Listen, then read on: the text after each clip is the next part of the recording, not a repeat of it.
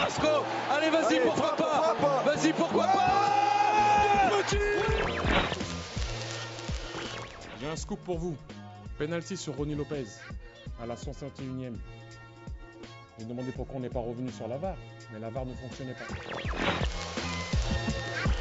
Falcao, le Colombien qui a pris le dessus. Il a réussi son dribble. Falcao, ouais. Il est mort. Ce soir, je vais dire tout haut ce que tout le monde pense tout bas. Radio Diagonale, la web radio 100% rouge et blanche. Bonjour, bonsoir à toutes et tous. On se retrouve pour votre 3e épisode sur l'équipe all-time de l'AS Monaco. Donc c'est l'avant-dernier épisode, mais c'est l'épisode qui va clôturer l'équipe des titulaires. Et pour m'accompagner, il y aura évidemment Boris. Salut Boris. Salut Ron. Et il y aura aussi pour la première fois sur ces émissions-là, Adrien. Salut Adrien. Bonjour à tous, un petit peu intimidé, voilà, je connais pas trop le principe de l'émission, j'espère que vous pourrez m'expliquer un petit peu comment ça fonctionne. Rapidement messieurs, avant donc de commencer donc cette dernière partie, donc on va s'attaquer maintenant au milieu offensif et aux deux attaquants. Un petit rappel pour l'instant de vos deux équipes justement avant ce soir. Boris. Alors moi du coup dans les cages j'ai respecté le club puisque j'ai mis Jean-Luc Ettori. En défense sur les côtés Sonor Amoros et dans l'axe Manu Petit avec un ancien Arteleza. Et du coup mon milieu défensif qui respectait le club aussi et qui était Claude Puel et puis le regretté Michel Hidalgo puisque ça peut être l'occasion d'un hommage. On a enregistré avant d'apprendre la mauvaise nouvelle. Sans le savoir, on était beaucoup à l'avoir mentionné, à l'avoir mis dans nos équipes. C'était pas volontaire, voilà, mais du coup, depuis, il a disparu malheureusement. Donc voilà. Je crois qu'on l'a tous mis, parce que au final, Damien ne l'avait pas mis, mais va le mettre aujourd'hui. Justement, Adrien, t'avais pas participé aux émissions. On avait donné, évidemment, au fur et à mesure tes choix, mais est-ce que tu peux les rappeler à tout le monde? Oui, alors forcément, je fais un petit mix entre l'ADN du club et aussi des joueurs que j'ai pu voir vraiment évoluer, même si la documentation est nécessaire en tout cas pour ce type d'émission. Tout comme Boris, même son cloche, je respecte le club et donc Ettori dans les cages. Ensuite, j'ai mis Sagnol Amoros sur les ailes, puis la petite fantaisie, Puel dans l'axe en défense centrale. Ouais, parce qu'il fallait absolument que je le mette. J'ai bien parlé de l'ADN du club et déjà que ça me regrette et ça me fend le cœur de ne pas mettre Jean Petit il aura peut-être une place sur le banc, on verra lors de la prochaine émission. Mais donc j'avais mis Puel et Thuram dans l'axe et puis en milieu centraux, j'ai mis Michel Hidalgo et Fabinho. Et donc moi de mon côté, donc je n'avais visiblement pas respecté le club puisque j'avais mis Barthez dans les buts, mes latéraux c'était Amoros évidemment à gauche, tout le monde l'a mis, et d'ailleurs je pense que c'est pour l'instant le seul joueur que tout le monde a mis, en tout cas au même poste, parce que Puel a été un petit peu bougé à droite à gauche. Puel je l'ai mis latéral droit, Manu Petit en défense centrale avec Rafa Marquez, et enfin un milieu de terrain Hidalgo Fabinho, parce que je respecte la décennie 2010. On va pouvoir tout de suite maintenant passer messieurs au milieu de terrain offensif. On va faire une première salve de mentions. Boris, on va partir un petit peu dans le temps. Et donc on va commencer avec en partie Théo. Ouais, on va repartir dans les années 60 du coup, comme on avait fait la dernière fois. Il n'y a pas forcément besoin de remonter plus loin parce que les années 50, il y avait pas grand-chose. Théo, du coup, c'est cette fameuse équipe. On en a pas mal parlé avec les défenseurs. Et on en a parlé aussi avec Michel Hidalgo. C'est des équipes, on va dire, la belle période, ça serait de 60 à 63, puisqu'il y a 2 Coupes de France et 2 championnats. Il y a notamment le doublé en 63. C'est l'époque Lucien Leduc. Et Théo, qui était alors Théo, ça peut faire bizarre comme nom. C'était un surnom parce que son nom, il est difficile à prononcer. C'est un nom de polonais. Je vais essayer de le dire une fois. C'était Theodor Skudlapski. Donc voilà, c'était un polonais comme, de même que, Santé. j'ai un peu de, si moi j'arrive pas, c'est pas la peine. c'est de la même façon que Ludo, dont on avait parlé la semaine dernière dans les milieux défensifs, en fait, qui était aussi un Polonais, de la même façon que Kopa, Raymond Kopa, à cette époque-là. C'était une époque où il y avait beaucoup de descendants d'immigrés polonais, voilà, qui étaient à l'époque dans le nord de la France ou dans l'est de la France. Théo, d'après ce que j'ai lu, il a même pratiqué un peu les mines. Lui, il venait de la région de Lens, il venait du Pas-de-Calais. Il a réussi à percer dans le football, et puis ses vraies belles années, elles sont à Monaco. Il rate la Coupe de France de 60 parce que lui, il arrive juste après. Par contre, il est là pour les trois autres trophées dont on a parlé, et c'était un petit peu le numéro 10. En tout cas, voilà, c'était vraiment un milieu offensif. Il jouait très souvent derrière les attaquants, gaucher pur, d'après ce qu'on a pu en lire, et un joueur voilà très très classieux. À la limite, ce que je peux faire, j'ai retrouvé une citation de Jacques Ferrand, qui était l'éditorialiste France Football de l'époque. Comme ça, c'est le plus simple à la limite pour décrire un petit peu le style.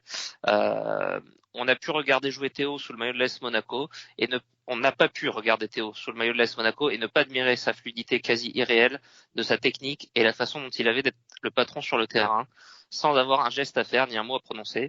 Il était dans ses dribbles déliés et dans ses longues passes méticuleuses, comme dans ses tirs écrasants, l'aisance même et l'incarnation d'un football ramené à son essence. Voilà, autant laisser les gens qui l'ont vu, qui l'ont connu, en parler. C'est le plus simple. Je finis par le stat. 250 matchs, 44 buts à l'AS Monaco. 2 petites apparitions, malheureusement, en équipe de France. Il y avait un certain Raymond Kopa à l'époque, tout simplement, et on les jugeait pas compatibles. Donc voilà, un grand numéro 10, et qui était pour moi très très proche, qui n'a pas été titulaire, mais qui était peut-être 3 ou 4e sur les postes de milieu offensif. Ouais, tout à fait. Je sais pas, tu peux peut-être aussi continuer dans le temps. Je crois que c'était toi également qui avait en charge les joueurs plus des années 70. Ouais, voilà, on va remonter Alors, finalement, il y a que 2 ans d'écart entre la fin de Théo et le début du joueur dont je vais parler maintenant. C'est vraiment un historique du club. C'est peut-être avec lui que j'aurais hésité sur un poste de 3-4e. Et on verra au moment où il faudra trancher le banc. C'est Jean Petit, que beaucoup connaissent comme un monsieur avec des cheveux gris en survêtement, dont on sait plus trop quoi faire aujourd'hui à l'AS Monaco. En plus, le banc, ça lui ira bien parce qu'il a dû y passer autant de temps presque après sa carrière de joueur. On le connaît dans le staff ou en tant que dirigeant, mais ça a été avant un joueur historique de l'AS Monaco. Il viendrait en 3e position dans ce groupe-là derrière Ettori et Puel. 3e par le nombre de matchs joués. Il a joué 426 matchs à l'AS Monaco. Il a assez peu joué finalement avec Ettori et Puel, qui arrivent un petit peu après et qui sont plus des années 80. Mais il a quand même, il connaît ce début des années 80. Il est notamment champion. Il y a un titre vraiment marquant, c'est 78, où c'est peut-être le meilleur joueur de l'équipe. En tout cas, il est élu footballeur français de l'année par France Football. Il part à la Coupe du Monde en Argentine avec l'équipe de France. Donc c'est vraiment sa période phare. Il sera aussi du titre de 82, mais vraiment il aura joué que 2 matchs, donc on va à peine lui compter. Les années 80 sont un peu plus difficiles. Il participe à la Coupe de France, le titre de 82, la Coupe de France de 80, mais de plus loin. Et puis sinon, avant ça, les années 70, des années quand même beaucoup moins bonnes pour le club, et on cite moins de joueurs. Il va jouer notamment 4 saisons en 2e division. Jean Petit sur tout son passage à Monaco. Dont les 2 premières, oui. Il fait pas partie de l'équipe qui descend en 68-69, quoi. Il arrive du coup, il commence en tout cas avec les pros en D2 pour 2 saisons. Oui. Par contre, il fait partie du coup de l'équipe qui descend en 72 et en 76. Exactement. Il connaît 2 descentes, il connaît 3 montées, dont 2 titres en D2, et puis notamment 77 où on est champion de D2 et on enchaîne avec un titre en D1 dès l'année suivante en 78.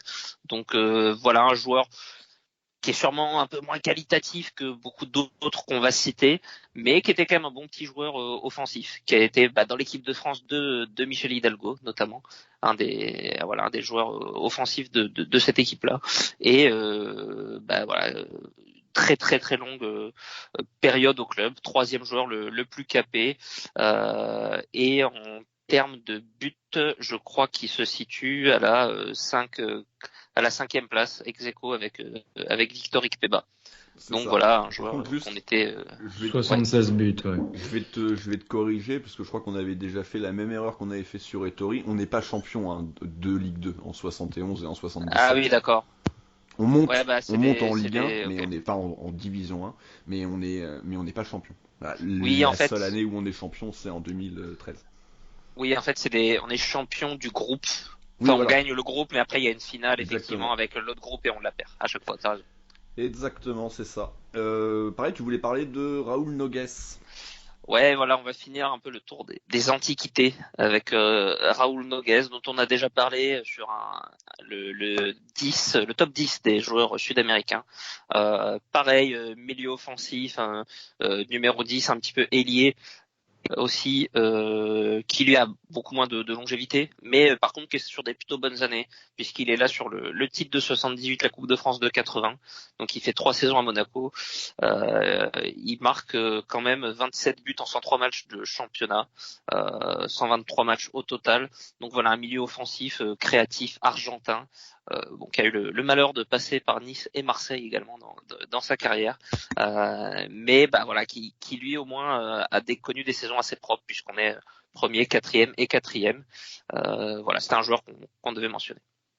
Tout à fait, Adrien. Et moi, je vais où on se rapprocher un petit peu dans le temps et passer aux années 80, milieu des années 80, notamment Bernard Genghini, qui a un rôle prépondérant au sein de la formation monégasque, mais qu'on connaît aussi bien au niveau de l'équipe de France. Alors, bon, je l'ai pris en compte parce que il est encore,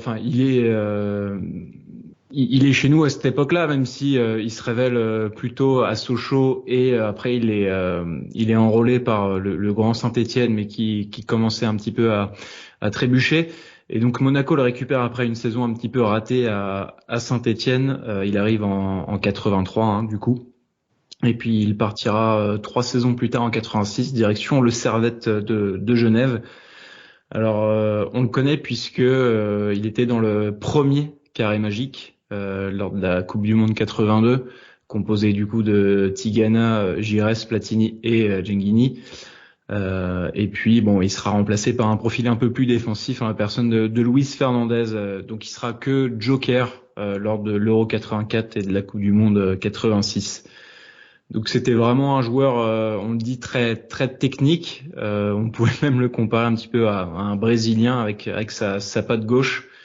Et surtout, il y a une métamorphose dans son jeu, puisque au départ, plus sur une aile, il va commencer au poste de meneur de jeu, et il va même jusqu'à passer devant et occuper le poste d'avant-centre et devenir le successeur de Delionis. Et donc sur ces 3 années passées à Monaco, il finira toujours meilleur buteur du club avec une moyenne de 19 buts par saison. Donc pour un milieu de terrain d'origine, c'est quand même une prouesse assez remarquable. Et donc ça va aussi avec une période quand même assez faste pour le club, qui se maintient toujours quand même en tête du championnat, même s'il rate le doublé. Il perd de tout en 84, la saison 84, lors de la défaite en coupe. Mais il y a quand même le titre, finalement il va se racheter avec la Coupe de France l'année suivante en 85. Ouais, justement, c'est ce que tu viens de dire. C'est vrai que c'est un joueur très important, comme tu l'as dit, mais c'est vrai qu'il arrive, en fait, il est entre les 2 titres, le titre de 82 et le titre de 88. Donc c'est vrai que malheureusement il va lui manquer cette petite ligne sur le palmarès, mais sélectionné en équipe de France en 86 en tant que monégasque. Donc même si je crois qu'en 86 il est déjà un peu moins important dans. Oui. Même 84 il est en joker. Oui. 106 matchs joués, 45 buts, voilà. C'est un bon ratio en championnat. Ah oui, parce que moi je suis à 129 et 57 buts en tout. Oui. Vainqueur de l'Euro aussi, du coup, en tant que monégasque, l'Euro 84. Mais c'est vrai que il avait quand même une sacrée concurrence en équipe de France. Il y avait du numéro 10. Puis même avec ce repositionnement d'avant-centre, t'as quand même Lacombe, Rocheteau, enfin t'avais quand même aussi pas mal de joueurs. Mais ça lui a pas empêché de grappiller quelques minutes et des apparitions. Écoutez, maintenant c'est moi que je vais vous présenter 2 joueurs des années 90. Alors c'est 2 joueurs un peu chouchou, un peu pour moi, parce que c'est 2 joueurs qui étaient à l'AS Monaco lorsque j'ai commencé à devenir jeune petit supporter lors de la saison 93-94. Et c'est donc Youri Djorkaeff et Enzo Scifo. Alors je vais parler dans un premier temps d'Enzo Scifo, qui pour le coup je pense que c'est vraiment mon joueur chouchou de prédilection de cette époque-là. C'est un joueur qui m'a énormément marqué, d'ailleurs je l'avais mis moi dans mon équipe des années 90, c'était pas forcément le cas de tout le monde. Mais voilà, c'est 122 rencontres avec Monaco, 26 buts. Il était un joueur du coup du titre de 97, mais c'est une saison aussi où il va jouer beaucoup moins de rencontres parce qu'il va disputer que 15 matchs de championnat.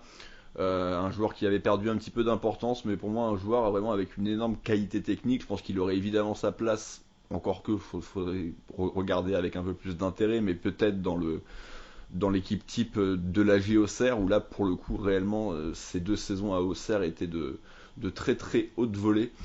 Ce qui est de Djorkaeff, lui c'est 5 saisons à Monaco, entre 90 et 95, il est dans le top 10 des meilleurs buteurs du club avec 67 réalisations en un peu moins de 200 rencontres. Évidemment Djorkaeff, tout le monde le connaît pour la suite de sa carrière, et du coup c'est ce qui va un petit peu me manquer chez lui, certainement même la semaine prochaine pour accrocher mon banc.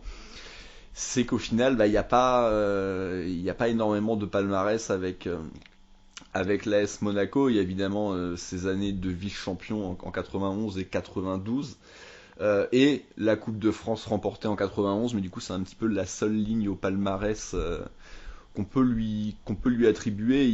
Idem pour réellement ces belles années en équipe de France, il est plus chez nous parce que c'est vraiment à partir de 96 où il va prendre de l'importance dans l'équipe à l'Euro. Donc du coup voilà, c'est pour ça que pour moi je n'arrive pas à le mettre plus haut. Et oui, et je devais également parler d'Ali Benarbia. C'est la même période. Non, rigole pas. Ça suit un petit peu. On est toujours dans les années 90. Lui pour le coup est prépondérant dans le titre de 97, contrairement à Enzo Scifo. D'ailleurs c'est plus ou moins lui qui va le remplacer. Il le remplace. Ouais. On peut un petit peu considérer ça comme ça. Donc un joueur très important. Pour le coup, j'ai pas envie d'en reparler. On en a suffisamment parlé lors de la décennie 90 et évidemment quand on avait fait le top 10 des joueurs africains, où d'ailleurs Boris tu l'avais mis à la seconde position, moi je l'avais mis seulement 7ème parce que c'est pas un joueur que j'apprécie énormément, et surtout maintenant c'est un joueur sur lequel j'ai pas une très bonne image par rapport à ses interventions de consultant. Et ça peut se comprendre. Terminer un peu les mentions, il doit nous rester quelques noms. Ouais, je crois que juste qu'on a oublié Adrien sur Gilles Loury. Le milieu offensif de poche, effectivement, on reste sur le début des années 90 en provenance de la Juventus de Turin. Mais c'est vraiment la star, on va dire, du moment au Portugal. C'est vraiment le joueur phare, et c'est vraiment un joueur de poche virevoltant, et on le compare aussi à un profil similaire à Ludovic Giuli. C'était vraiment quelqu'un d'important qui a marqué un but notamment importantissime lors de l'épopée en 91-92 en C2. Puisqu'il marque le but de la tête contre la Roma, et donc permet à Monaco de se hisser en demi. Alors qu'il faisait 1m65. Voilà. Ouais, quelque chose comme ça. Il est encore plus petit, c'était vraiment le plus petit joueur du championnat, je crois, à l'époque. Et puis, petite anecdote, on retrouve, 81 matchs, 106 matchs au total, pour 21 buts. Et pour l'anecdote, il était l'entraîneur adjoint du FC Porto en 2004. Voilà, pour se remémorer de bons souvenirs. Sur ces 3 saisons avant de rejoindre Marseille en 93, il remporte tout de même la Coupe de France 91 face à ce même Olympique, et puis second en 91 et 92 du championnat de France. Du coup, je vais enchaîner avec un autre petit format, puisque je vais parler de Marcelo Gallardo, que je pense beaucoup ont envie de mettre dans leur 11 type. Ce qui peut, si on n'a pas forcément été exhumé, cherché dans le passé, ça peut être un choix qui peut se comprendre. Moi, je pense qu'il serait aux alentours de la 5-6e, quoi. J'ai dit tout à l'heure, je mettais Théo et Petit 3-4. Gallardo, il serait peut-être dans le paquet d'après. Voilà, je pense que tout le monde le connaît. C'est vraiment le joueur très marquant du titre de 2000. Il arrive cette saison-là, il est champion tout de suite. Il est élu meilleur joueur UNFP de la saison, et il a vraiment ébloui non seulement Monaco, mais même toute la France du foot. C'est vraiment le meilleur joueur de très loin du championnat de France cette année-là. ailier, enfin il jouait presque ailier chez nous, il jouait sur un côté dans un 4-4-2 à plat, mais c'était quasiment un numéro 10 à la base, qui jouait un petit peu sur le côté, voilà, gaucher qui rendait vraiment fou les défenseurs par sa maîtrise du ballon, son art du dribble. C'était vraiment un joueur très difficile à attraper pour les défenseurs et qui s'est mis aussi beaucoup de monde à dos dans le championnat de France, qui a vraiment énervé les défenseurs. Il a fait disjoncter pas mal de personnes. Exactement. Et moi, je fais notamment ma série sur ce titre des années 2000, et voilà, il y a souvent des fautes, des rouges, des agressions sur Gallardo. Il y en avait eu de la part de Lens, il y en a eu de la part de Lyon avec un Sonny Anderson qui prend un rouge. Il y a la fameuse histoire du Vélodrome aussi. C'est un joueur qui était vraiment ciblé. Et puis ce match au Vélodrome qui va sûrement un petit peu casser cette dynamique. Un joueur qui sera un peu plus qui sera sûrement qui manquera d'affection. En tout cas, c'est comme ça que lui semble le vivre. Il aura perdu un petit peu de confiance, et du coup, les autres saisons, même si elles restent à peu près correctes au début d'un point de vue individuel, c'est des saisons ratées sur le plan collectif, en 2001 et 2002. Monaco très mal classé. Et puis 2003, Monaco gagne la Coupe de la Ligue, fait deuxième, mais lui, il est vraiment devenu un petit peu une sorte de super sub à cette époque-là. Il a plus forcément la même aura. Donc voilà, ça restera presque le joueur d'une grosse saison et de quelques saisons un petit peu gâchées derrière, ce qui, je pense, lui coûte vraiment le fait de pouvoir prétendre à une potentielle place de titulaire. Mais moi c'est sûr que ça a été un gros coup de cœur de ma jeunesse, parce que j'ai commencé à suivre le foot en 98, et il arrive lui une saison après ça, en 99, et voilà, c'est le premier maillot que j'ai fait floquer dans ma vie. Ça c'est ça on s'en c'est souvient. Toujours un tournant. Mais tu remarques aussi, il a atteint son pic en fait à l'AS Monaco. Même en sélection, il est plus appelé une fois qu'il part de Monaco. Pour autant, il revient au pays. Il me semble qu'il retourne à River. Ouais. Tout à fait. Avant de est-ce que son pic était à PSG. Monaco ou à River? Je sais pas. Ça serait dur à dire, parce qu'on suit pas assez le foot en Argentine. Il a eu des belles années là-bas aussi. Mais en Europe, en tout cas, c'est sûr. Il a joué au PSG. Et il était déjà beaucoup moins fort à cette époque-là. Mais voilà, c'est vraiment un joueur marquant d'un point de vue identitaire, d'un point de vue technique, culturel. Voilà, c'est un joueur qui a beaucoup marqué. Et je disais qu'il a perdu sa place en 2003. Il a perdu sa place notamment parce que il y avait un ailier gauche virevoltant. Vous pourrez me dire ce que vous en pensez comme consultant, mais même là-dessus, je pense que c'est le meilleur. C'était Jérôme Roten, la fameuse patte gauche de velours, qui avait débarqué de l'Estac en milieu de saison en 2001, la saison 2001-2002 du coup, et qui ensuite a enchaîné 2 excellentes saisons à Monaco. Saison 2003 et 2004 avec du coup cette victoire en Coupe de la Ligue, ce parcours en Ligue des Champions où il est vraiment, il hausse son niveau, et lui aussi il est vraiment au pic de sa carrière. Sur certains matchs, c'est un des tout meilleurs joueurs. Je pense notamment peut-être le retour à Chelsea. C'est vraiment l'un des grands bonhommes de cette compétition. Voilà, il y est gauche pur, mais qui parfois, notamment sur la Coupe d'Europe, pouvait jouer un petit peu dans l'axe en milieu de terrain, notamment face au Real. Et voilà, beaucoup de passes décisives, notamment un très bon centreur, un très bon tireur de coups francs. Voilà, il a fait le choix après d'aller au PSG. Il a plus forcément eu le même rendement. Il a un petit peu gâché sa carrière avec ce choix-là, peut-être. Il avait aussi touché à l'équipe de France à son époque à Monaco. Donc voilà, un excellent ailier gauche de cette époque-là. Du coup, pour remercier 3, on l'avait renvoyé Sébastien Grax. Voilà, c'était un des joyaux de notre formation. Bernardo Silva, bien entendu, Thomas Lemar et Rames Rodriguez, très court, mais... Si on prend des joueurs à une saison, c'est sûrement une des plus belles qu'on ait vues. Donc forcément, Rames, on se souvient de sa saison. C'est quoi, c'est 2013-14 où il est très très bon. Il enchaîne avec une énorme Coupe du Monde.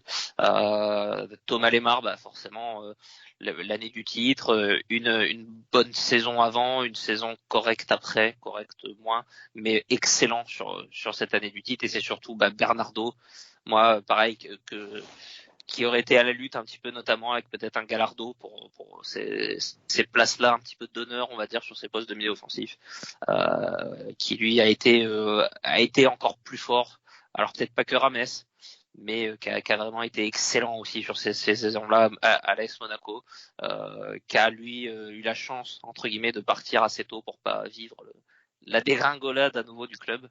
Et en plus, en tant que gentleman, hein, oui, cette j'allais petite dire, vidéo. il y a le côté très affectif. C'est un joueur qui est vraiment adoré des supporters. Après, difficile de nier, de nier l'aspect émotionnel, qui est d'ailleurs, affectif, qui est totalement subjectif, hein. Mais on est tous, je pense, sous le charme de joueurs, parce qu'on l'a vu véritablement éclore en fait avec Monaco, puisqu'il avait jamais joué avec l'équipe première du Benfica. Il vient du Benfica B, de la réserve. Et puis on se souvient tous de cette entrée Leverkusen, et puis après ça n'a pas arrêté de grimper. Et puis il part sur un titre de champion et direction Manchester City. Ouais. Donc la classe pour Bernardo.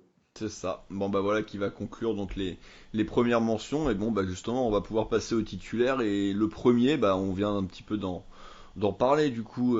Boris, Bernardo, tu le disais, a été en finale des joueurs chouchous préférés de l'AS Monaco, mais il a quand même été largement battu par Ludo Giuli, qu'on a donc choisi tous les trois de mettre titulaire. Ouais, Ludo Giuli, c'est vraiment, même s'il il a quitté le club depuis maintenant plus de 15 ans. Alors j'ai pas envie vraiment de compter sa saison en Ligue 2 parce que elle était assez catastrophique. Même si ouais, quand même. Il a au moins fait cette. Il nous sauve à Istres. Oui, d'accord, super. Du coup, c'est pour ça. Je t'avoue que c'est là-dessus que je l'ai mis sur l'équipe type. C'est vraiment ce but à Istres. Au stade parchemin, ça a fait. Ouais. Mais c'est un joueur qui est parti depuis très longtemps et qui garde pourtant une cote de popularité, de sympathie énorme. C'était déjà le cas à l'époque parce que c'est vraiment le joueur de bon vivant, le joueur de club, le joueur. Et c'est marrant.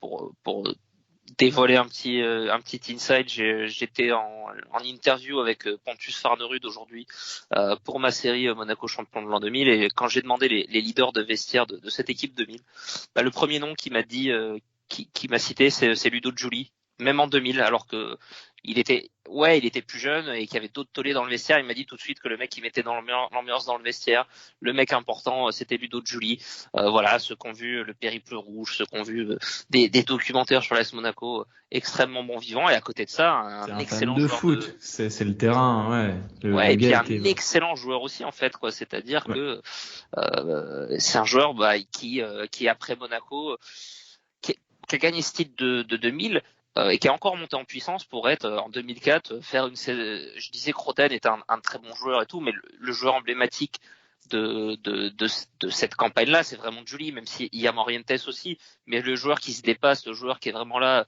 à tous les tours, qui est très bon, c'est Giuli. Il est absolument fabuleux, il élève son niveau alors qu'il commence à basculer gentiment vers une deuxième partie de carrière. Ça va lui permettre de rejoindre le grand Barça et d'être champion d'Europe là-bas quand même avec c'est l'ailier droit d'avant Lionel Messi, hein. C'est Messi qui lui prendra sa place. Ouais. Voilà, il a connu un peu d'équipe de France, il était un peu juste pour être vraiment ce grand joueur qui aurait pu jouer titulaire. Sa carrière en équipe de France est sûrement un peu frustrante. Il rate l'Euro 2004 sur blessure. Il n'est pas à des aventures en 2002, en 2006. Il lui manquait un tout petit chouïa sûrement pour être à ce niveau-là, mais à l'échelle de Monaco, il a 239 matchs dans son premier passage et 29 quand il revient du coup en Ligue 2, 66 buts au total. Voilà, un joueur absolument marquant et dont on est tous fans. Le lutin, comme on aimait bien l'appeler, surtout les journalistes. Après, voilà, il y a un geste. Ouais, il y a un geste que je retiens, c'est se retourner sur un centre de Roten que tu as cité tout à l'heure face à Lens. Face à Lens, ouais. Je me souviens. Et le match forcément contre Madrid, Real, hein, ouais. C'est nous les Galactiques. Voilà, on se souviendra toujours. C'est un joueur emblématique. Et c'est capitaine, tout à fait. Capitaine de cette équipe. Et sûrement un joueur beaucoup moins beau, techniquement beaucoup moins élégant que plein de gens qu'on a cités jusqu'à maintenant. C'était plus l'ailier, le petit attaquant de poche, combatif, rapide, etc. Mais voilà, et puis même on a regardé le match de la Corogne l'autre jour aussi, on l'a vu faire vite des différences. Capable de jouer comme attaquant de soutien, pour épauler un attaquant. Ouais. Oui, de toute façon, pour moi, c'est peut-être celui même auquel j'ai pensé en premier. Pardon. Quand je pense à l'AS Monaco, Ouais. il me vient assez vite en tête ce joueur-là.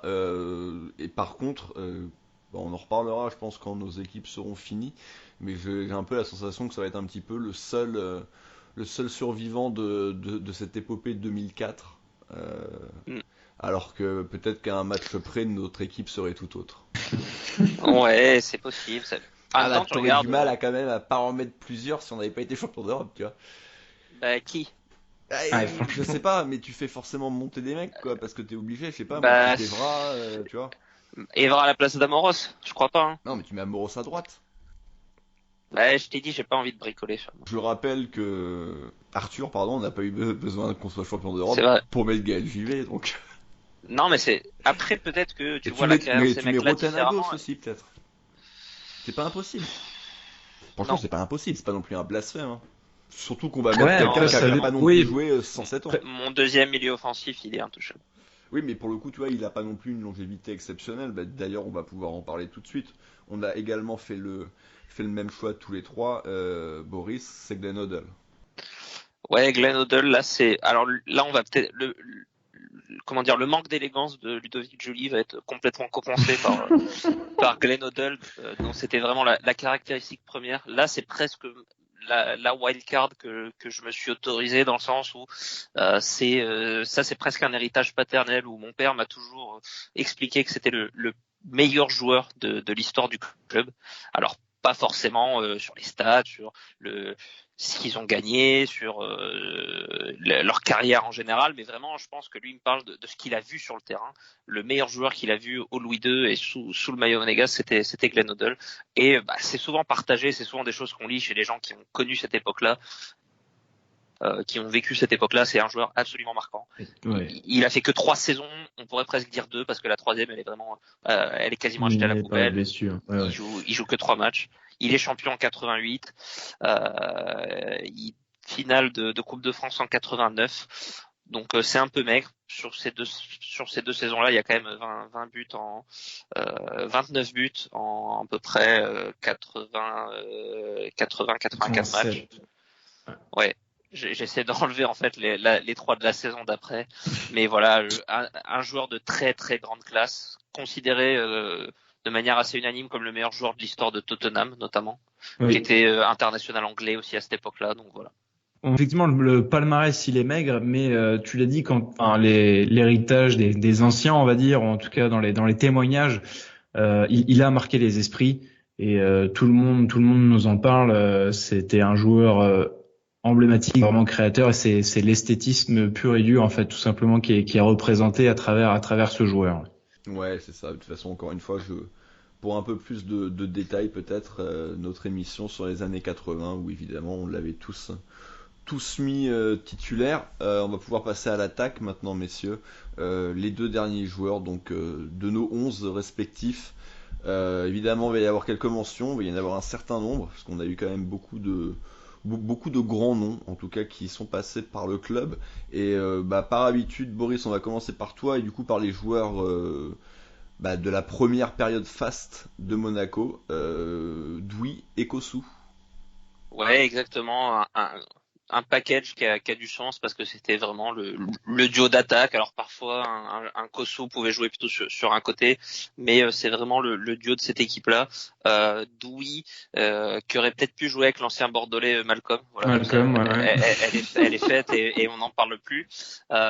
Lui, il a un petit peu moins de longévité à Monaco parce qu'il débarque en 61. Donc il aura que entre guillemets le doublé de 63 avec Monaco, il aura pas les titres de 60 et de 61. Il va jouer 167 matchs et marquer 62 buts à l'AS Monaco. Kossou, lui, c'est encore plus remarquable parce que lui, il va être là, il va avoir le full package au niveau des titres. Donc doublé coupe championnat 63, coupe 60 et championnat 61. Et lui, il va mettre 115 buts en 191 matchs, ce qui en fait aujourd'hui encore le deuxième meilleur buteur de l'histoire du club. Alors rassurez-vous, il est très loin, il a presque 2 fois moins de buts que le premier. dont on parlera un petit peu plus tard. Mais voilà, il est pour donner un repère, il est à peu près 32 buts exactement devant Radamel Falcao, qui est le dernier à s'être approché un petit peu de ces anciens-là. Donc voilà, beaucoup de longévité, beaucoup de buts. Il est notamment buteur dans la finale de 63, finale remportée face à l'OL. Donc voilà, c'est un joueur, c'est lui le plus marquant des deux. Si on devait en retenir qu'un, il sera peut-être sur les bancs de certains d'entre nous. Mais voilà, aujourd'hui il était un tout petit peu court, mais il fallait en parler. Tu parlais d'un duo des années 60 avec Douy Kossou. Là, avec Christian Dalger, on est plus sur sur une mention seule, parce que l'autre joueur à qui on peut donner les mêmes années de carrière au club, on en parlera, comme tu l'as dit, un peu plus tard.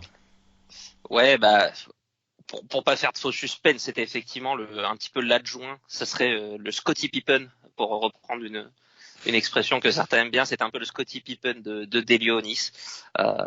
Donc c'était vraiment il jouait surtout ailier droit, on va dire, mais c'était un petit peu le duo marquant des années 70. Hein. Il couvre toute la période d'Alger. Puisqu'il est là de la saison 71-72 à 79-80. Donc avec malheureusement lui aussi deux passages en D2, deux remontées aussi secs, et puis en espèce d'apothéose, ce titre de 78, la coupe de 80, où c'est un joueur aussi qui va réussir à élever son niveau. Il met quand même 18 buts en D1 l'année du titre de 78. Donc c'est vraiment très propre, ça lui ouvre les portes de l'équipe de France. Il aura pas beaucoup de sélections, mais ça va l'emmener quand même à la Coupe du Monde 78, dont on parlait déjà tout à l'heure avec Jean Petit notamment.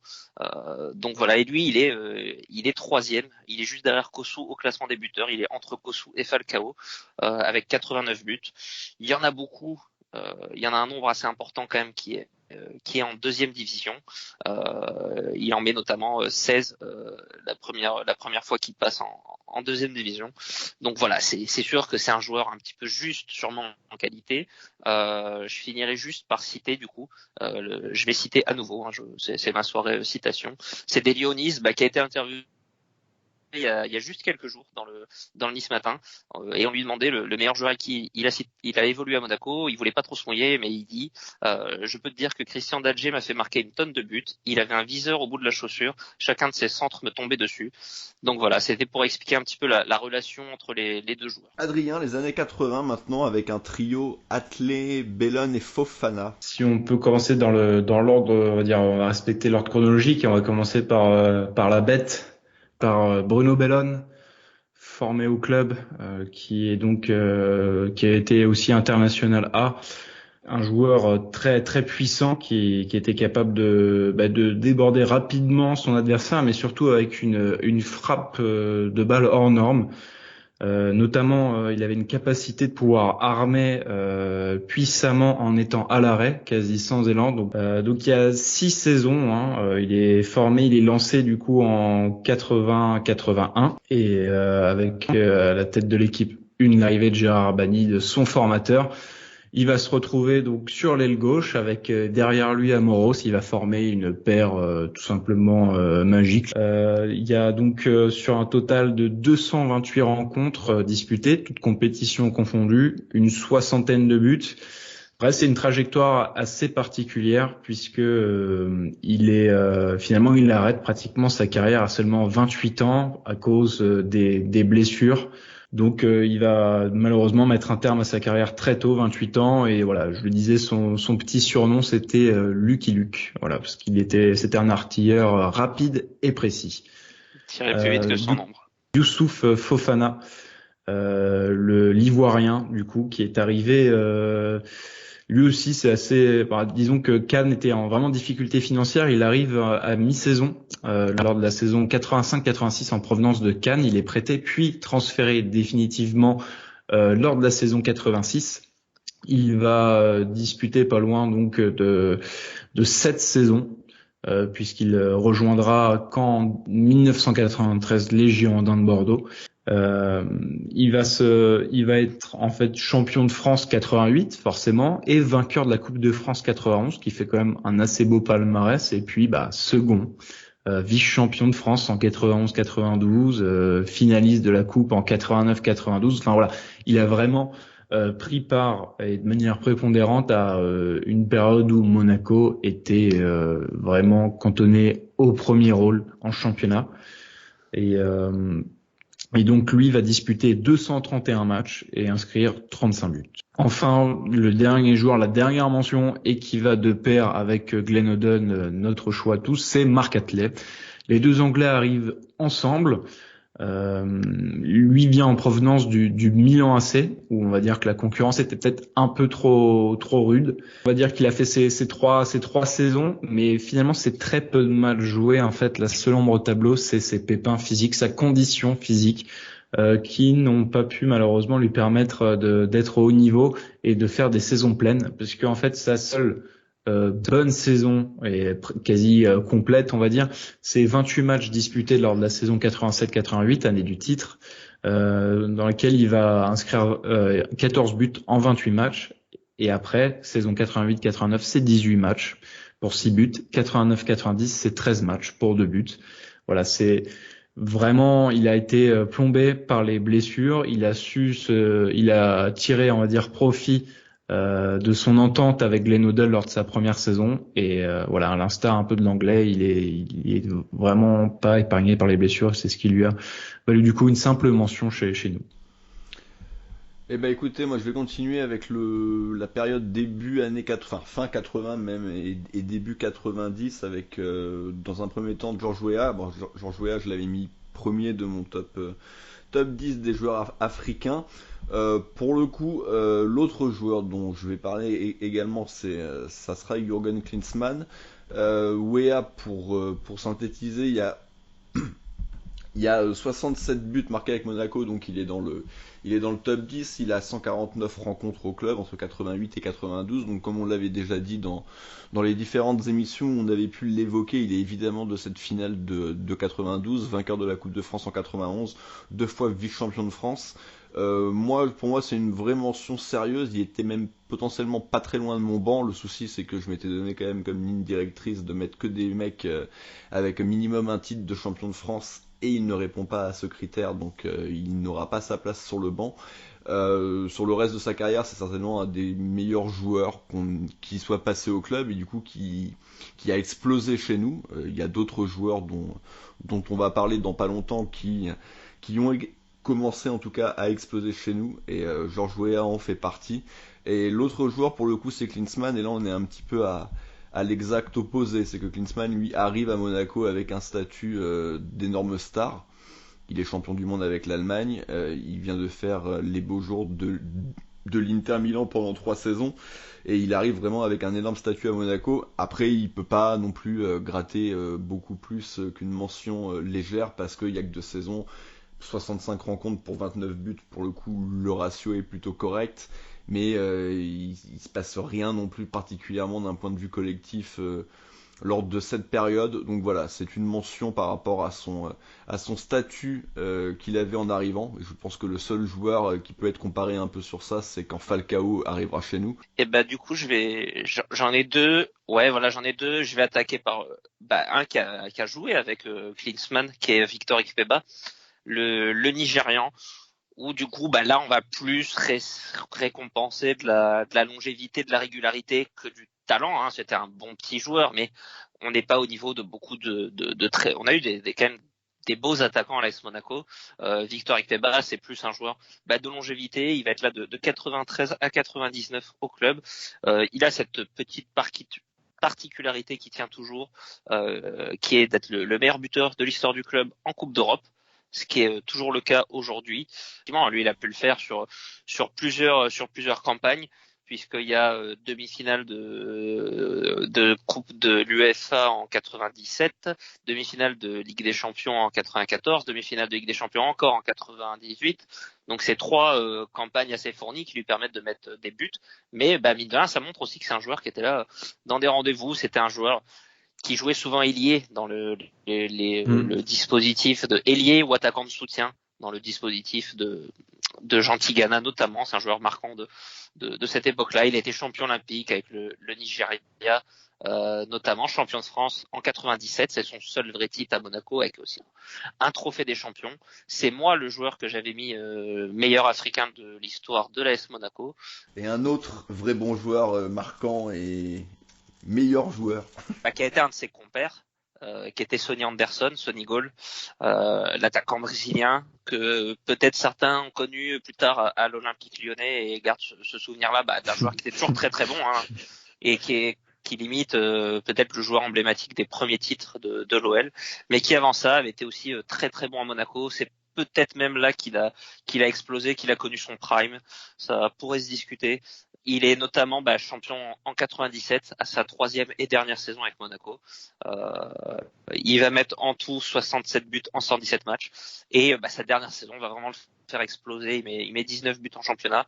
Il y a ce parcours assez marquant en Coupe UEFA. Ça va lui permettre d'avoir un transfert, à l'époque, un transfert vraiment important au FC Barcelone pour 120 millions de francs. Alors il va pas vraiment s'imposer là-bas et c'est ce qui reviendra à l'Olympique Lyonnais, mais en tout cas pour son passage à Monaco, c'est peut-être un des tout meilleurs attaquants. On peut penser que c'est un des meilleurs attaquants de la scène européenne à cette époque-là. Il est élu meilleur joueur de Ligue 1 en 97. Il est étoile d'or en 96. Il est meilleur buteur du club chaque année. Donc voilà, c'est vraiment des saisons très pleines et ça pourrait être un candidat crédible au 11 type. Oui. Au banc, voire au 11 type. Oui. Ça pourrait se discuter. Oui, c'est pas le choix qu'on a fait si on le mentionne maintenant, mais ça serait pas déconnant. Les années 2000, avant, on retournera un petit peu en arrière ensuite, mais c'est pour te donner la main ce coup-ci, Adrien. Le trio phare, en tout cas du début des années 2000. Début des années 2000, c'est forcément Shabani Londa, Dado Perso et Frédéric Nimani. Non, je rigole. Bien sûr, je vais parler de Fernando Morientes. Voilà, le tiercé gagnant. Et Shabani Londa du Monaco s'entêtait à chercher vraiment un tueur à cette époque-là. Et ils avaient jeté leur dévolu sur des noms un peu plus ronflants. Jimmy Hasselbank, Diego Tristan qu'on a vu notamment dimanche dernier lors du Monaco-La Corogne. Et ce ne sont que des refus. Donc ils vont se tourner vers la Ligue 1, vers le championnat de France et vont dépenser pas loin de 130 millions de francs. Maintenant, ça équivaut à 20 millions d'euros, si je fais la petite conversion rapidement dans ma tête, au Stade Rennais. Donc il arrive en 2000 et il partira en 2004. Il a eu du mal au tout début à s'imposer. Et puis au fur et à mesure, il a su prendre sa place, vraiment être titulaire et être un joueur type dans l'équipe, en tout cas dans la tête de Deschamps. Et c'est sa grave blessure, on va dire, en 2004 lors de la fin août, José Pierre Forfan en Parc des Princes, qui va mettre un terme vraiment à son envolée, qui va nous permettre finalement, en coup du sort, qui va nous permettre d'enrôler Fernando Morientes, sinon sans quoi je sais pas si on aurait pu avoir ce joueur-là. Toujours à la même époque, ils se sont côtoyés, c'est Dado Perso. On en a également beaucoup parlé lors de la précédente émission. Voilà, c'est vraiment une trajectoire atypique, mécano, perdu pour le foot. Il arrive en France, en Normandie, à Rouen, il se blesse, il est gros, il pèse plus de 100 kilos. Et donc c'est 146 matchs, 45 buts. C'est un championnat de France 2000, pour lequel il fera ses débuts en pro. La Coupe de la Ligue 2003 et le Trophée des Champions, effectivement, de 2000.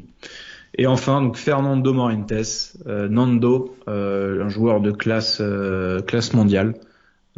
Il a disputé les joutes européennes, les plus grands matchs européens. Il arrive à Monaco et une anecdote aussi que Damien dans sa série, c'est vraiment un joueur qui s'est tout de suite mis dans le bain et qui a compris comment fonctionnait le groupe, qui est pas du tout arrivé de l'air hautain, je viens du Real et me voici à Monaco, un petit club. Il a vraiment lui aussi éclaboussé de son talent le championnat, mais également la Ligue des Champions, puisque l'année 2004 il finira meilleur buteur avec 9 réalisations, 42 matchs, 22 buts. Tout à fait. Et alors moi je vais parler maintenant de deux joueurs qui pour le coup ne sont pas du tout sur la même période, puisqu'elles sont séparées d'une vingtaine d'années, mais que j'ai décidé de mettre ensemble parce que déjà on les a comparés tout de suite l'un et l'autre. Donc évidemment vous aurez compris, il s'agit de Thierry Henry et Kylian Mbappé. Je vais commencer par Mbappé parce qu'il y aura quand même un petit peu moins de choses à dire et puis c'est quand même un petit peu plus récent. C'est évidemment cette explosion lors de la saison 2016-2017, explosion qui va commencer au mois d'octobre, novembre avec des matchs de coupe face à Rennes où il va marquer un triplé, je crois, de mémoire. Ensuite, il va vraiment prendre petit à petit la place dans cette Paul équipe. Nardi dans les cages. Et très clairement, il va être l'élément qu'il manquait si on voulait espérer. Je vais même pas parler du parcours en Coupe d'Europe parce qu'il est bonus et évidemment il y est pour beaucoup. Mais en tout cas, si on voulait encore avoir un infime espoir de maintenir le PSG derrière lors d'une phase retour absolument démentielle où on va enchaîner. Très clairement, s'il n'avait pas explosé, on n'aurait pas été champion cette année-là. Après, voilà, malheureusement, il y a son départ au PSG, donc le club rival, c'est un prêt. Voilà, maintenant on voit ce que ça devient, donc il y a toujours un petit peu d'amertume chez beaucoup de gens par rapport à Mbappé et par rapport à ce choix d'être parti au PSG. C'est quelque chose que je comprends. Maintenant, il fallait malgré tout le citer. Voilà, tu cites un Morientes alors qu'il passe qu'une saison.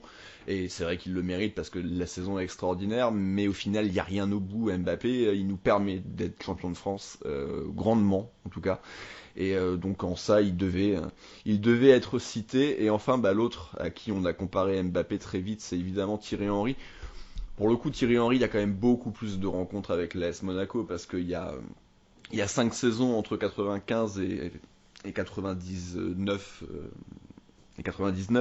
Réellement, il y a 2 saisons pleines, celle de 97 avec le titre et celle de 98 l'année suivante, parce que donc en championnat, on a un titre et un podium, et dans les compétitions européennes, on a 2 demi-finales, donc C3, C1. Donc c'est quand même 2 saisons pleines.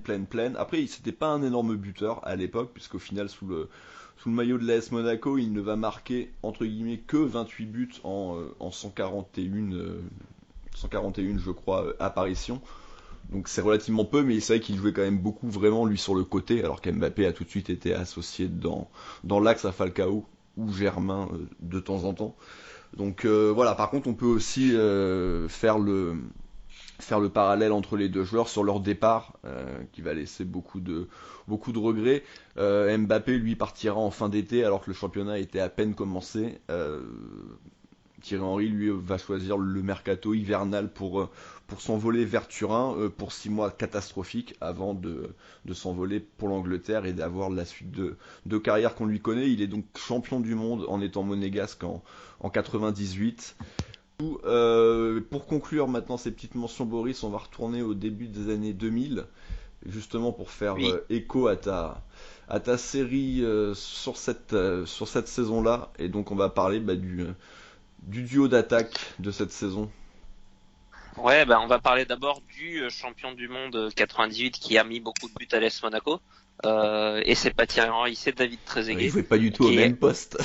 Ouais, qui jouait pas au même poste. Il jouait ailier, Henry. Qui est resté un petit peu plus aussi. David Trezeguet à qui avait il y a moins de rencontres. Il y a moins de rencontres, hein, donc. Non, il y a moins de rencontres, il y a plus de buts. Ah oui, non, mais on est d'accord. Non, mais parce que tu disais qu'il est resté plus longtemps, au final, non, parce que. Mais il est resté plus tard. Henry a éclos il est resté plus tard, c'est ça, exactement. Par contre, oui. C'est plus ça que je voulais dire.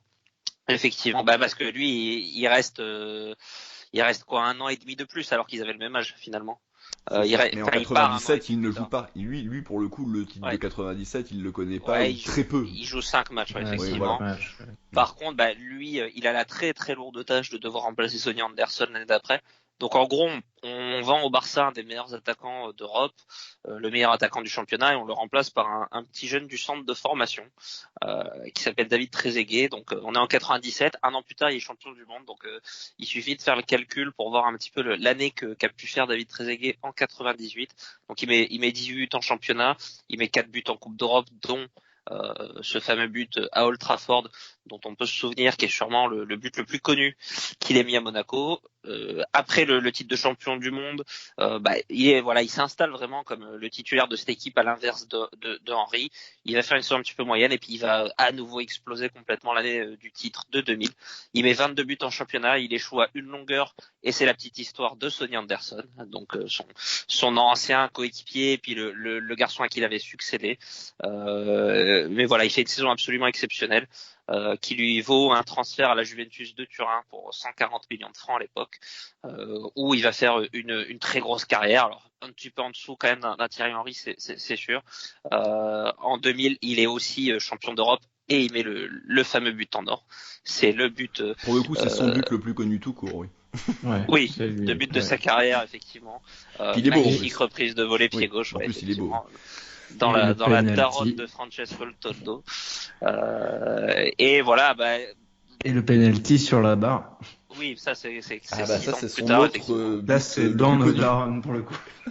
Mais voilà, un pur buteur, le pur numéro 9 d'instinct, très très bon de la tête, des reprises de très très grande qualité. Voilà, moi c'est un joueur que j'ai beaucoup aimé. Mais j'aimais bien les deux quand j'étais gamin, parce que forcément j'ai découvert le foot à la Coupe du Monde 98, mais très aigué quand même pour moi, largement au-dessus sur le parcours à Monaco si on devait comparer les deux. Il serait un petit peu à la lutte avec Sonny Anderson. Voilà, ce serait les deux premiers que j'ai hors de mes deux attaquants titulaires. Et il y a plus Lucien. Et oui, avec Kossou, effectivement, c'est les trois là. J'ai encore un peu le temps de trancher. Et du coup, qui dit Trezeguet dit Marco Simone, puisque c'est peut-être, ça peut se discuter, le meilleur duo d'attaquants de l'histoire du club. Alors pour les plus jeunes, ça sera peut-être Ben Yedder Slimani, mais non. Mbappé 2000. Falcao. Hein. C'était correct Mbappé Falcao quand même. Mais Simone et Trezeguet ont l'avantage d'avoir fait ça sur une saison complète. Alors joué plus de matchs ensemble. Malheureusement, en Coupe d'Europe, ça a été très moyen.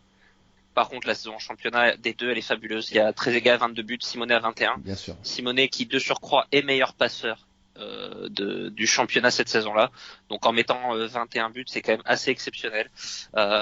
Énorme et joueur de très grande qualité. Et si Gallardo c'est le joueur emblématique de cette équipe, Simone pour moi c'est vraiment le deuxième à citer comme le joueur le plus fort de cette saison-là. Il venait comme une star en provenance du PSG et il a vraiment apporté tout de suite énormément. Je pensais que t'aurais dit Lamouchi parce que t'en parles souvent, tu l'aimes bien donc. Ouais, disons qu'il y a toujours la prime aux joueurs offensifs et aux joueurs qui font des stats, mais Lamouchi effectivement est un joueur prépondérant au milieu de terrain cette saison-là aussi. Simone, ce qui va pêcher, c'est que les saisons d'après vont être beaucoup moins bonnes. La saison 2000-2001, il met encore 15 buts, 16 buts même, toutes compétitions confondues. Il marque pas mal finalement en Coupe d'Europe alors qu'on fait un parcours assez catastrophique. Il aura mis 12 buts en 13 matchs de Coupe d'Europe, ce qui est un ratio quand même sur ces deux saisons assez propre. Et puis après, il va pas du tout rentrer dans les plans de Didier Deschamps. Il va végéter au club pendant encore un an et demi. Il est encore là la saison 2002-2003, mais voilà, il joue quasiment plus. Donc la fin de parcours est un peu triste pour ce joueur-là, mais voilà, sa saison 2000 aura été exceptionnelle. Bon, bien sûr, on va pouvoir parler des titulaires. Encore une fois, on a les mêmes. Alors pour le coup, c'est vrai que ce soir, je sais pas si ça tombe bien ou pas, mais on a accordé nos violons. On a vraiment les 4 mêmes choix. Donc évidemment, le duo d'attaque Falcao-Nice. Je sais pas, qui a envie de parler de qui, messieurs, je vous laisse vous décider. Faudrait, si on fait dans l'ordre, commençons par Falcao peut-être, il faut quand même laisser la place d'honneur à Delionis. Falcao, moi j'ai quand même, c'est un des postes sur lesquels j'ai le plus hésité, le poste du deuxième entre guillemets attaquant. Pas évident parce que il y a un petit panaché de très grands joueurs qu'on joue à Monaco, qui ont mis beaucoup de buts sur des périodes courtes, et des joueurs plus de longévité, qui ont mis beaucoup de buts mais sur des périodes longues, qui ont un petit peu plus de palmarès. C'est puissant ce que tu viens de nous dire. Ouais, je sais. Il faut l'enregistrer, il faut le séquencer, il faut le diffuser. Falcao, t'as fini par me matrixer un peu à la fois avec l'histoire qu'il fallait un mec de 2017. Avec le podium. J'ai réussi à en avoir un, putain. Et mine de rien, c'est quand même un joueur hyper emblématique de ce titre-là. Il est capitaine, il fait une grosse saison en championnat et en Ligue des Champions. Il met beaucoup de buts. Il est encore bien vaillant sur les deux saisons d'après. Mine de rien. Alors la saison où on a failli descendre en Ligue 2, on peut la mettre à son débit, on peut la mettre à son crédit. Il y a deux façons de l'avoir. Il fait quand même des stats plus qu'honorables et il met des buts quand même plus qu'importants. Ça doit être la saison où il joue le plus pour nous, pratiquement. C'est là où il joue le plus de matchs. Ouais. C'est aussi son moins bon ratio du coup de buts, mais ça reste. Ouais. Mais voilà, bon, c'est un joueur qui mine de rien, on parlait de Trezeguet, on parlait d'Anderson, Falcao, il a plus de longévité, il a plus de buts que ces garçons-là. Alors pour les raisons qu'on sait, sa blessure qui l'a fait laisser rester plus longtemps. Ouais. Mais voilà, il y a beaucoup de buts, il y a de la longévité, il y a des grandes prestations, il y a un titre en tant que capitaine, tout ça finit par peser dans la balance pour trancher en sa faveur. Ouais, il y a un but, le but à City, mais ce que je retiens surtout, c'est il est venu avec un statut vraiment de star planétaire. Vraiment, on chopait le meilleur neuf à l'époque. Et on a récupéré un mec quasi enterré, quoi, quasi terminé pour le foot, un mort-vivant, qui arrivait pas à jouer aussi bien lors de son prêt à Manchester United qu'à Chelsea. Je sais plus où il était prêté ensuite. Chelsea. Ouais, voilà. C'est flop sur flop. Il joue avec la réserve, les moins 23. Enfin, c'est du grand n'importe quoi. Il se fait salir, en fait, là-bas. Et on récupère un homme en décomposition. Et voilà, la force des champions, c'est savoir se relever aussi. La force mentale. Ça aussi, c'était puissant. Ouais, voilà, la force d'un champion.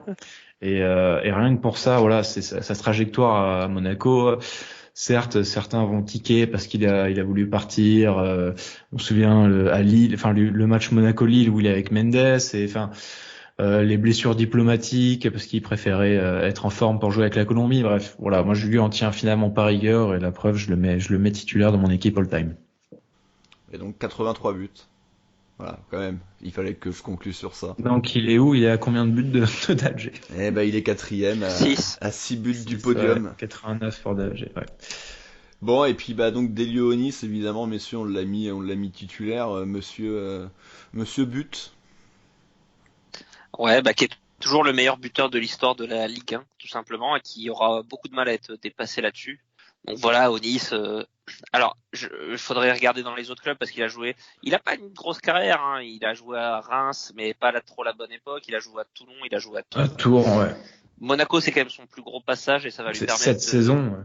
Ouais, de mettre 230 buts en 280 matchs. C'est quand même un sacré beau ratio. Une saison en Ligue 2 au passage, malheureusement. Mais le nombre de buts varie pas tellement. Il est de 75 à 79. Il est entre 29 et 30 buts chaque année en Ligue 1, enfin en championnat. Et puis en 80, il en met 21, en 74, il en met 26. Donc ça reste à peu près crédible. Il y a quand même un titre en 78, ça plus belle année en 80 avec la fameuse finale contre Orléans. Donc il y a quand même un peu de palmarès, même si c'est pas les tout meilleures années de l'AS Monaco, mais voilà, un buteur d'instinct, un buteur voilà dans la lignée des grands neufs qu'on a cités. Lui a pas la carrière à l'étranger, a pas la carrière internationale, mais en tout cas en D1, un des tout meilleurs attaquants qui soit passé par un des tout meilleurs buteurs en tout cas qui soit passé par ce championnat. Et encore très attaché au club qui aime vraiment la principauté. C'est un monégasque d'adoption. Il passe une partie de l'année, effectivement, c'était aussi dans l'article Nice Matin là, il y a quelques jours. Ses fils habitent toujours en principauté, lui il passe encore une partie de l'année, donc voilà, il est très attaché. Il a travaillé au club aussi après sa carrière en tant que dirigeant ou dans le staff. Ouais, très pote avec Jean Petit, du coup ça aide. En effet, hein, il est irrattrapable, hein, parce qu'il a 299 buts en Ligue 1 avec 157 à Monaco, donc au final c'est un peu plus de la moitié. C'est vrai qu'il y a des passages en Ligue 2, mais parce que en fait je parlais de Cavani, mais en fait non, Cavani il est qu'à 138, donc il est même pas à la moitié, quoi. Une réflexion que je me faisais, c'était un de ceux qui pourrait, s'il passe toute sa carrière, ce serait Mbappé. Ah oui, Mbappé, oui. Mais il faudrait qu'Mbappé fasse toute sa carrière au PSG, ou en tout cas en Ligue 1. Ah, c'est sûr, mais bon, oui. À un rythme de 20 buts par an, c'est ce qui est quand même largement dans ce... Exactement. Bon, voilà qui va clôturer donc cette émission numéro 3. Donc la semaine prochaine, on se retrouvera donc pour surtout avoir un long débat sur le choix du coach. Voilà. Juste vous rappeler les choix qui ont été faits par les collègues. Damien, lui, a un petit peu pas bidouillé, mais a mis, il a mis Glenn Hoddle. Il a mis Glenn Hoddle en ailier gauche. C'est pour ça qu'il n'était pas là ce soir. Et, il avait honte. Et ailier droit, donc il va mettre Michel Hidalgo, donc en attaque Onis, et donc il va l'accompagner de Ludo Giuli. Et donc chez les autres, Quentin, on aura exactement les mêmes choix que nous, donc Odell, Giuli, Falcao, Onis. Arthur, également Giuli, Odell, Falcao, Onis. Décidément, ce quatuor est vraiment celui qui est le plus plébiscité. Bon, du côté de Patrice, il y a une petite différence, puisque ça sera Giuli, Odell, Trezeguet et Onis. Parce que c'est son joueur. Ouais, parce que ça peut non, mais oui, se comprendre. C'est vrai. Mais 98, c'est son... non, mais du coup, et voilà, au final, sur les 7, on est 5 quand même à avoir fait exactement le même choix. Et Giuli, Odell, Onis sont dans nos 7 équipes. Maintenant, il faudra sonder nos auditeurs, savoir si eux aussi, pour eux, c'est quasi unanime, enfin, qu'au moins 5 auditeurs sur 7 partagent cet avis, comme quoi c'est Falcao, Onis, la doublette all-time. Ouais, bah on verra. Je pense que Onis et Giuli y seront. Plus de doutes pour Odell et Falcao. À voir. En tout cas, voilà. Merci messieurs de m'avoir accompagné. On se retrouve donc jeudi prochain à la même heure. D'ici là, portez-vous bien. Et daguez-vous. Et bisous.